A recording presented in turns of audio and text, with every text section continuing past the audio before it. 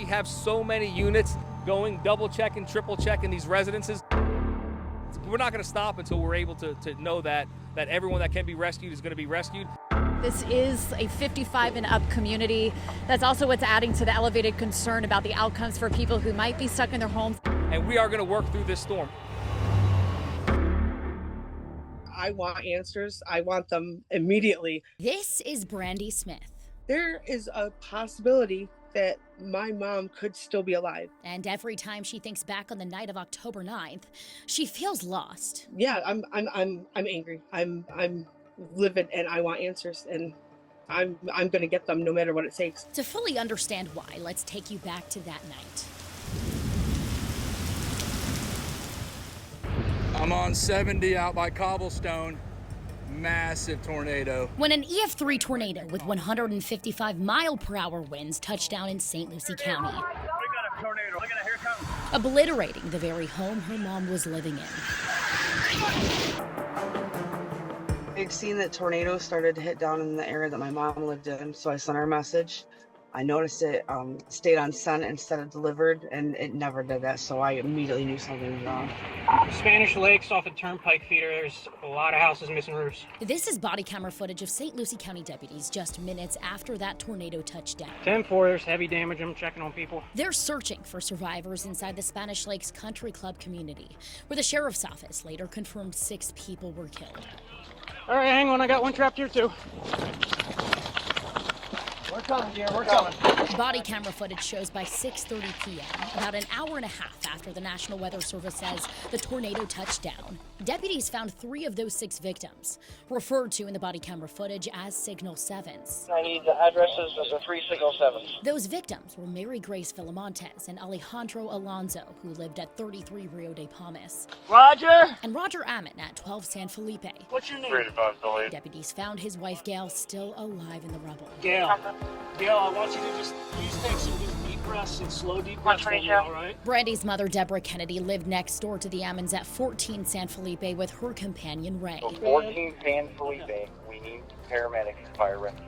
Which house is yours? Body camera footage shows deputies found Ray alive in the rubble in that same first hour and a half, and his family confirmed to us he was taken to HCA Florida Lawnwood's ICU with multiple injuries. 14 San Felipe, male conscious breathing. He's up, but he's got severe lacerations. About an hour later, records I obtained from the Florida Department of Health shows another victim living at 9 Montoya, Sandra McDonald, passed away from her injuries at 7:31 p.m. after she was taken to HCA Florida Lawnwood. At this point, the bodies of 4 victims have been accounted for. Yet as nightfall approaches, both Deborah Kennedy and 82-year-old Bill Cutlip were still nowhere to be found. 911, this line is recorded. In recordings of 911 calls to St. Lucie County throughout the night, loved ones urged first responders to look for both Kennedy and Cutlip. Hey, I have some information that I need to pass along to you guys. Maybe you can pass it on to the Sheriff's Department regarding the Spanish Lakes Country Club. This is a 911 call placed at 8:29 p.m. the night of October 9th, now 3.5 hours after the tornado touched down. The caller is phoning on behalf of Bill Cutlip's granddaughter. Her grandfather lives at 52 Montoya. Okay. His name is William Cutlip. Okay. And they, I guess the neighbors sent her pictures that his trailer is completely gone. He was in the trailer. So they're saying they've been unable to contact. They don't know if they're at the hospital. So if you could pass that to the Sheriff's Department, and I have a phone number for her, maybe if they can contact and see if that might be, a focal point that they need to circle back to.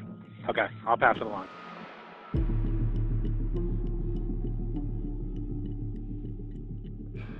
We just wanted to get an update from you, Sheriff Keith Pearson. This is video from our news coverage a little over an hour after that 911 call was placed, showing multiple crews at Spanish Lakes continuing to search, including deputies, National Guard, and a statewide USAR team, which stands for Urban Search and Rescue. And we live in the greatest state. We have the greatest governor there. Got all the resources here.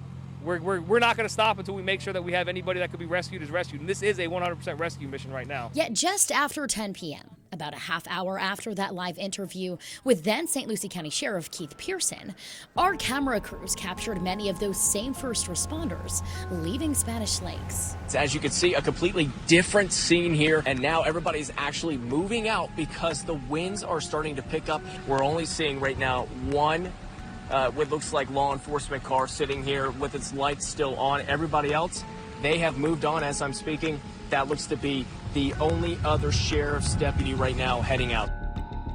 At this point, both Deborah Kennedy and Bill Cutlip were still unaccounted for, and Brandy was stuck at her New York home 1,200 miles away, feeling helpless and frantic, panic building the more she begged for answers. I myself was online pushing and calling the sheriff's department, calling everywhere and everybody to get them, to tell them there is somebody there missing. We need somebody to go and look.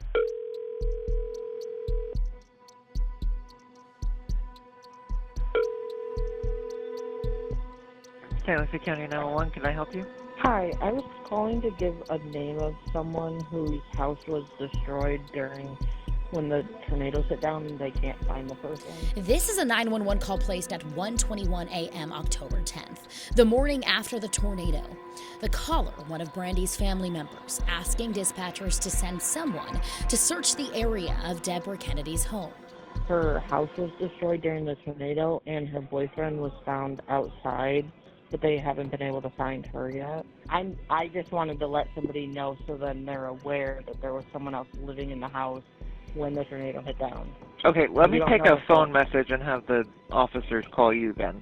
Hours later at 9:14 a.m., another call.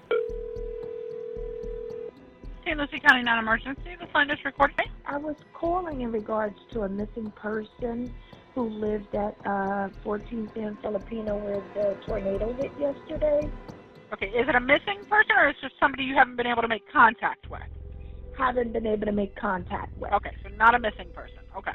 Yes, ma'am. And you want somebody to be sent out to see if they can't contact with them? Yes, please. Okay, it might be a little bit because they're dealing with a lot out there. Then at 10:36 a.m. October 10th, Brandy herself calls. It's the third 911 call asking about her mother. How can I help you? Yeah, I was told you might go give me some information on my mom who lives in Spanish Lakes Country Club. Okay, ma'am, I don't have that type of information. If you want, did you try the hospital or someone that stays by her? I don't. She just moved down there not too long ago, and I'm in New York. And I know that the house was demolished, and the boyfriend was found outside severely injured.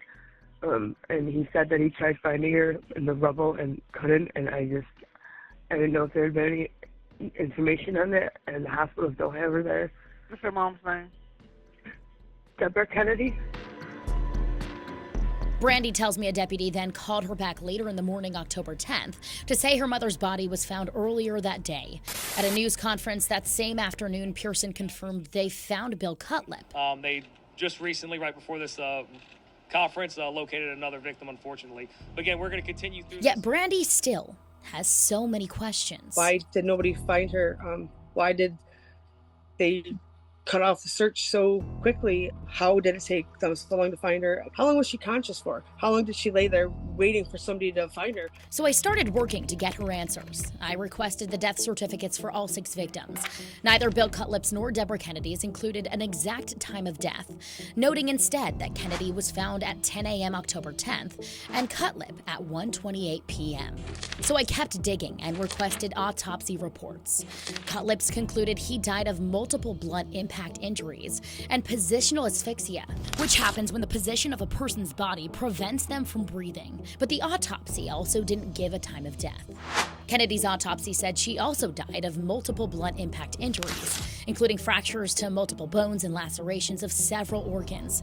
But again, the report did not conclude when she died. And Brandy has to wonder. It was a variety of injuries that she had that she succumbed to. That tells me that there's a possibility that she could still be here with me if they had continued to search, if she had been found and treated that night. So I took her concerns to then Sheriff Keith Pearson in November. How do you handle that as a sheriff, knowing you have an approaching storm, knowing you have darkness coming, but there are also lives at risk that still need to be checked on? We didn't stop. We didn't stop. We continued through. We worked through the night. We worked through the weather that came through. We can't stop because the winds are getting higher. You know, think of that for a second. Somebody is trapped under debris, and for us to say, well, you know, it might not be that safe. You know, we put our lives on the line, and that's what we're expected to do, especially if any time it's this time. I want to circle back to that actually, because I do remember though that night, maybe 9 or 10 o'clock, there was a significant difference in the amount of people out there. I want to say it was just one emergency vehicle. So at one point you did leave the scene to protect your own crews? Yeah, but we had a skeleton crew still in there. We had non-essentials in there continuing with the search and rescue. We never left. Some of the exits that you saw could have been from Fort Pierce, from the other agencies as well, because we had hundreds of staff on hand there. And that skeleton crew, would you say dozens? Oh, at least, absolutely. Absolutely. And again, I was there. I was one of them. Yet documents I obtained from the county appear to tell a different story.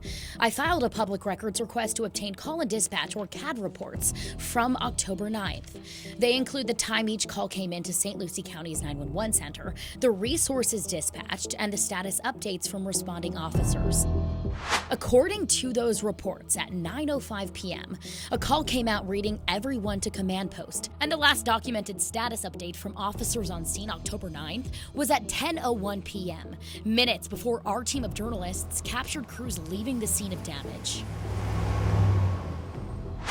CAD reports I requested for October 10th show dispatchers did take multiple phone messages overnight, including that call about Deborah Kennedy at 1:21 a.m. I just wanted to let somebody know so then they're aware that there was someone else living in the house when the tornado hit down. Okay, let me take a phone message. But the CAD reports don't document any resources dispatched inside Spanish Lakes for that call, nor status updates from deputies on scene. CAD reports do show fire rescue responded to a call for a cardiac arrest inside Spanish Lakes at 12:20 a.m., but otherwise, the earliest crews on scene documented in the CAD reports arrived just after 8 a.m. October 10th.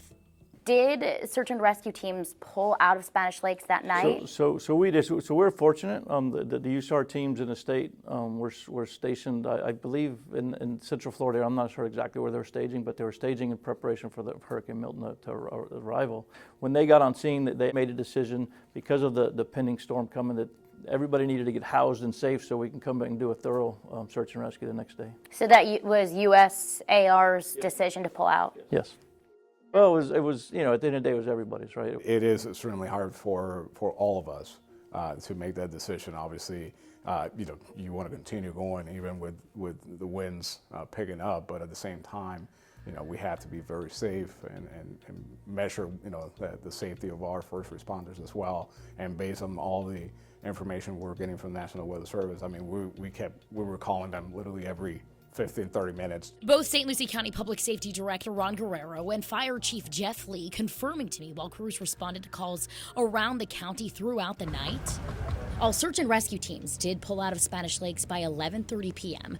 to protect the safety of first responders. And Brandy can understand that. If they knew that their lives were in danger immediately, I could understand not putting their lives at risk, because that's not their job. Their job is to search and rescue, to find. What she doesn't understand is why Pearson told us crews never left the search and rescue mission, when CAD reports Chief Lee and Director Guerrero all say they did. Guerrero confirming Pearson also helped make the decision to leave. It's not Ron Guerrero, the Public Safety Director, just making that decision. We are communicating. We have all the key players, the sheriff, the chiefs, everyone. And I personally, I lost one of the two things in my life that mattered the most to me. My question is actually for Senior Counselor Keith Pearson. I went to Homestead to push for accountability, where Pearson, now the Senior Counselor to state and local law enforcement for the U.S. Department of Homeland Security, was speaking at a press conference with Governor Ron DeSantis. In a previous WPTV interview, you had told us about 3 times that your crews never left the scene of tornado damage in the Spanish Lakes Country Club community of St. Lucie County, even though we had seen multiple crews leaving that area. And since then, we've obtained call and dispatch records which show, in fact, crews did leave that scene by 11 o'clock at night. That was confirmed by multiple other agencies, which we spoke to as well. And we do know from autopsy records that at least 2 people were inside the rubble, still trapped, possibly alive. I have a question. I'm sorry. You have a question? Yeah, my question is, why did you tell us 3 times that you never left when you did? Well, our staff was out there during the storms. It was a tragedy that hit St. Lucie County, as it affected many of other Floridians throughout here. So we gave our mission, our troops to go out there. Our troops were out there and provided every assistance they can. The Florida National Guard came within hours. They were on scene there with it. And we did everything we possibly can to save as many lives as we can. Could you specifically address, though, why you told us that you didn't leave when, in fact, you did?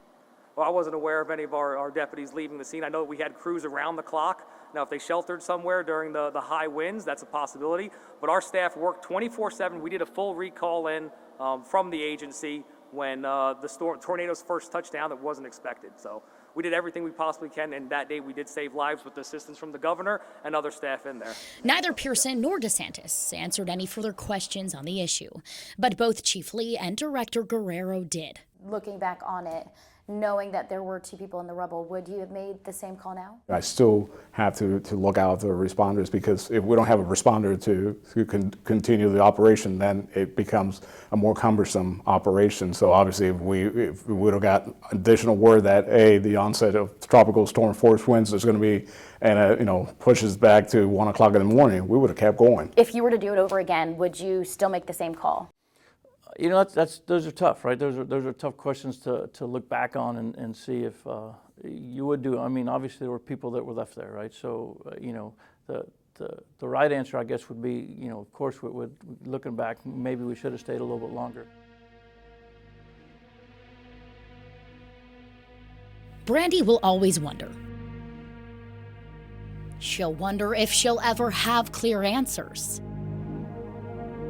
She'll wonder if crews staying would have made a difference for her mom. Yeah, I wonder, and until I get answers, I'm going to wonder that for the rest of my life.